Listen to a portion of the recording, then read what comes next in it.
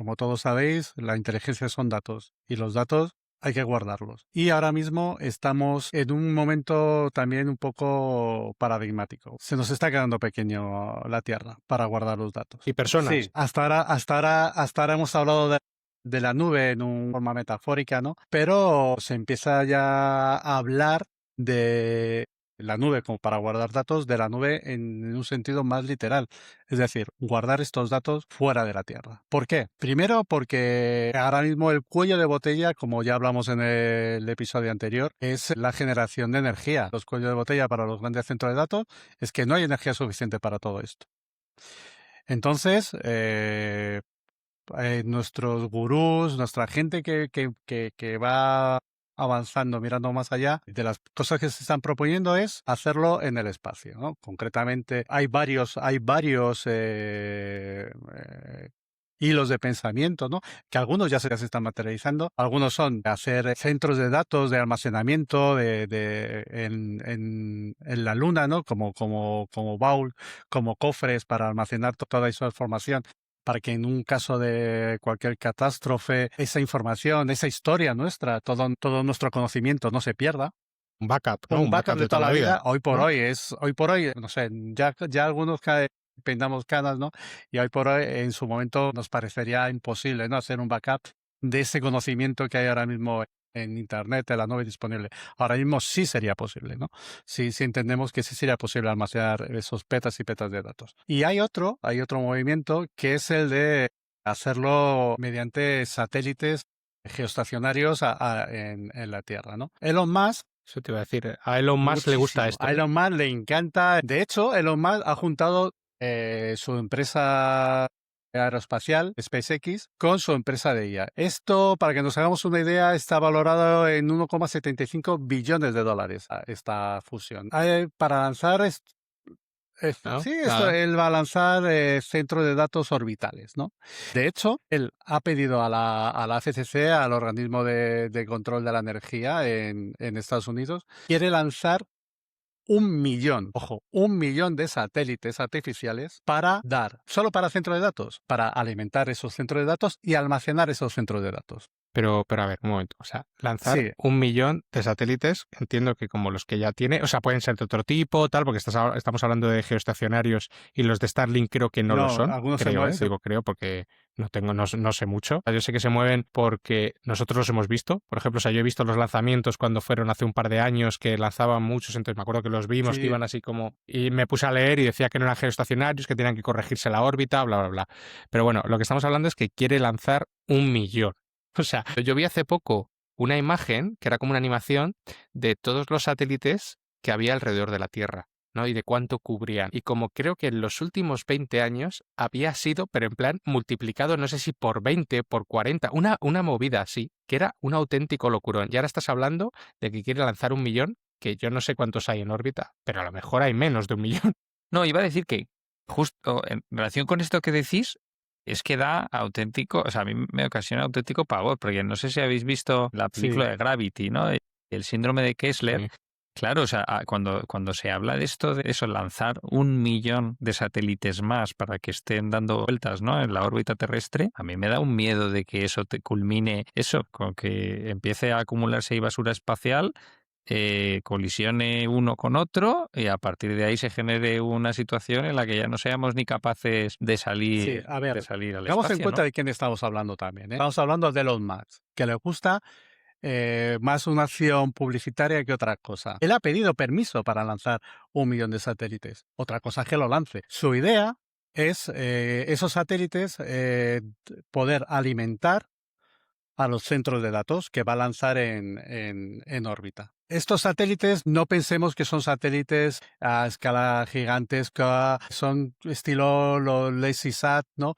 Que son satélites impresos en 3D, tecnología barata, con una carga útil hablamos de no más de 100 kilos. ¿Vale? Pero ojo, la intención de Elon Musk con este despliegue es poder generar más de 100 gigavatios de energía con paneles solares ultra eficientes y lanzar los satélites de comunicaciones Starlink V3 para ellos con un flujo de ancho de banda de 1 tera por segundo para poder tener comunicaciones entre todos esos satélites. Cuando hablamos de 100 gigavatios, estamos hablando que el consumo medio de España son 35 y él quiere generar 3 veces Así, ¿no? eso en el espacio. Bueno, también estábamos hablando la Sí, semana pasada, ¿no? La semana pasada también decías dónde estábamos nosotros comparando con el consumo, ¿no? En cuanto a centros de datos y tal. es Hombre, por da eso vértigo, ¿eh? este hombre es pensándolo así, ¿vale? Como esa es la visión de Elon Musk, ¿no? A la hora de centros de datos, ¿no? Es decir, alimentarlos en el espacio mediante placas solares y comunicaciones vía satélite y tener eso, una playa de satélites enorme, ¿no? Con redundancia, baratos, pequeños, fácilmente desechables. Bueno, esa es la visión, ¿no? Luego hay otra visión, como es la de la gente de Lone Star y Star Bowl, que es lo que estábamos hablando, ¿no? La idea de ellos es hacer un respaldo definitivo de los datos como tal en la Luna, en los cráteres de la Luna. Por eso hablábamos de que era tan importante estas últimas misiones a la cara oculta, porque como ya se ha descubierto que hay hielo en la cara oculta de la Luna y pues aquí quien llegue es el que se lo queda, Se exactamente. lo Es el queda. que, El que llegue se lo queda. Y yo he leído sobre eso también y ahora cuando sí, acabes te cuento una cosa. y es lo que hay. A ver, esto suena muy bien, ¿vale? Es muy bonito, muy publicitario. A Max últimamente estaba un poco de capa caída y gusta, ¿no? Salir esto adelante. Pero hay un montón de problemas de ingeniería ahí. ¿Vale? El primero, uno de los más importantes, Bueno, si no hay obvio, si no ¿no? hay intercambio de energía, no puedes refrigerar las cosas. Y el calor se sigue generando. Dices que se Claro, necesita aire, ¿no? O sea, se pero se necesita necesita oxígeno para que haya intercambio, ¿no? un medio. Algo, Ahora mismo la única forma es ¿vale? mediante radiación de poder enfriar esas cosas. Claro. Son enormes y tienes un problema enorme. Y luego está la falta de protección contra rayos cósmicos. Sin una capa Claro como la que... atmósfera o como nuestra ionosfera, que nos protege de los rayos de las tormentas solares, de todos estos fenómenos radiológicos del espacio, hoy por hoy nuestros chips, nuestros bancos de memoria no están protegidos de eso. ¿Cuál es la visión de Elon Musk en esto? Por eso lanzó 1 millón de satélites. Tengo redundancia, no de N a 1, O o sea, de sea, sobra, si ¿no? se me O sea, caen quiere 10, que sobre. esto sigue funcionando. Si se me caen 10 en el momento, me da tiempo a lanzar esos 10 al día siguiente y esto sigue funcionando y nadie se entera. Esa es su idea. A ver, yo ahí, y bueno, supongo que habrá detractores, al igual que defensores de Elon Musk, como lo podemos ser todos nosotros. Independientemente de eso, a mí es un tío que me parece un adelantado a su tiempo, ¿de acuerdo? O sea, le podemos criticar muchísimas cosas de ser de todo, ¿no? O sea, del carácter que tiene, del ególatra, egocéntrico, el tener 27 hijos con no sé cuántas mujeres distintas, el fundirse la pasta, lo que quieras. Y eso son factos, o sea, son hechos, pero sí que me parece que el tío es un auténtico genio y es un visionario y siempre ha ido muy adelantado. Entonces, y no da puntada sin hilo. Entonces, si Elon Musk está haciendo esto, es por algo. Está claro que eso puede ser una solución, no sé si viable, etcétera, pero desde luego, si lo está haciendo, por algo será, ¿no? Y si se está removiendo, es porque puede que salga algo de ahí, ¿no? Eso sin ningún tipo hay de otra duda. cosa que es un poco más terrenal, por así decirlo, ¿no? Que es el tema de la soberanía del dato. O sea, porque todos saben que esto Javi Fernández lo sabe muy bien. Hay una serie de regulaciones a nivel europeo, a nivel americano. Determinados datos no pueden salir del espacio común europeo. Estados Unidos 3/4 lo mismo. Como ya dije el otro día, hay zonas específicas de los centros de datos de Amazon, como de Google, como de Microsoft, para el gobierno de Estados Unidos y sus partners, con sus características especiales, pero ¿y aquí? ¿Y lo que subes ahí? ¿Quién gobierna ese dato? ¿No puede un gobierno X pedirme datos de eso? ¿Pedirme esos movimientos?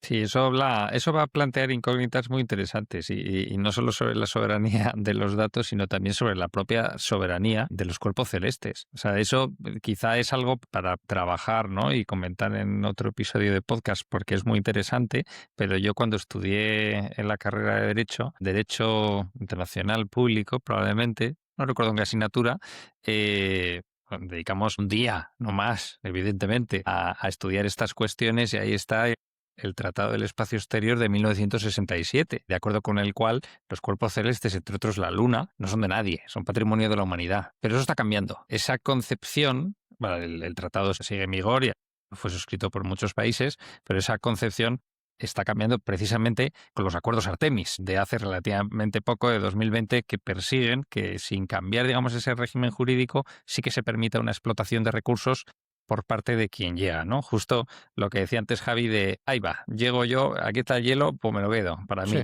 Sí. Y de momento es la bandera americana la que está plantada en la Luna, ¿eh? O sea, quiero decir...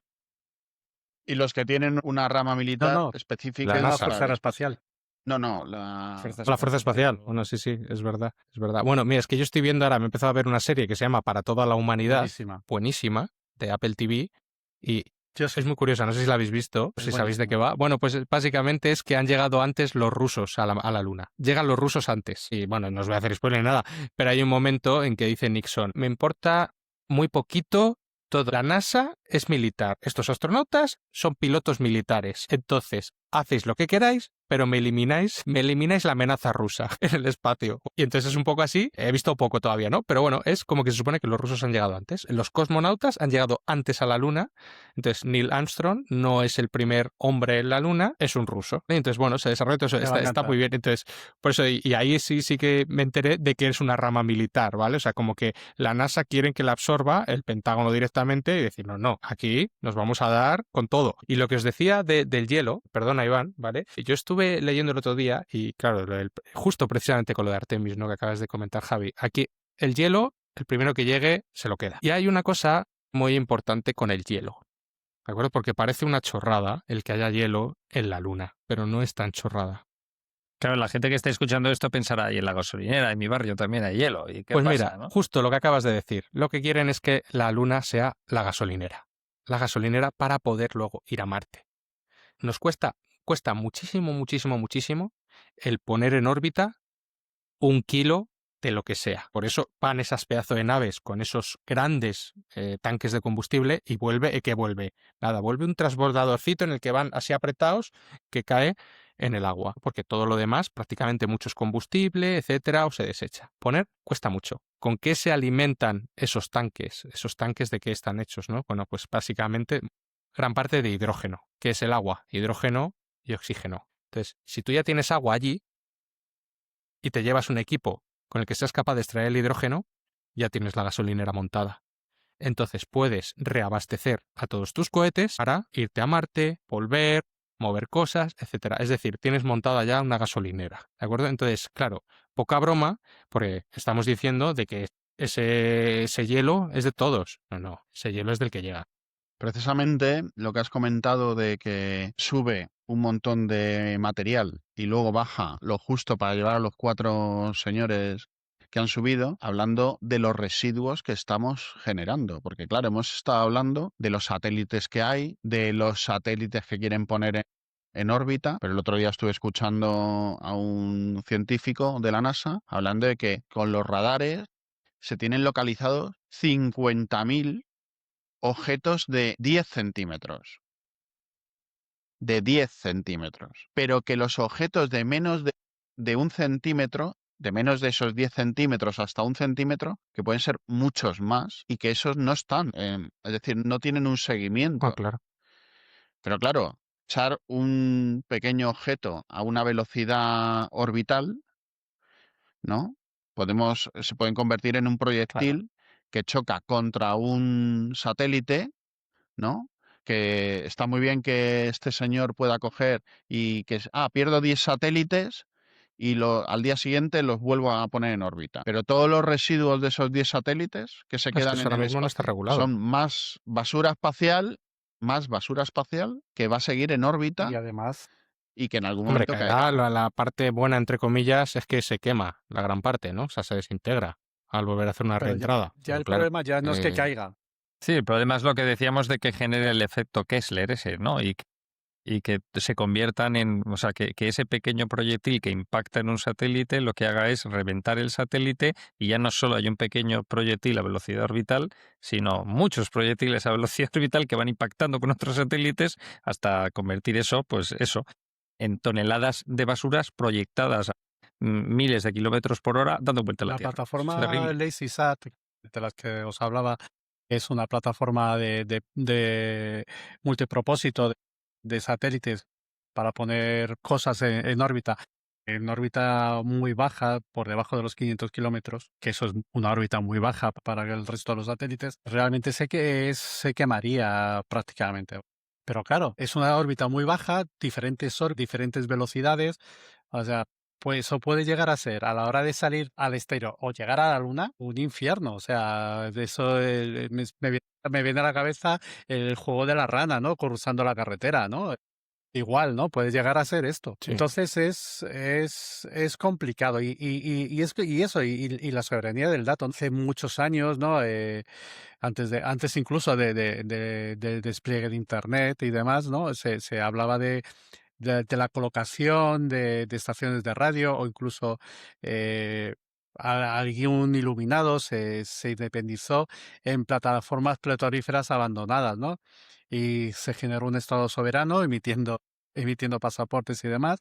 Y igual con las estaciones de radio, ¿no? Que los utilizaban para como radios piratas, pues o para propaganda o como medio de rebeldía, ¿no? De expresión. Claro, volvemos a lo mismo.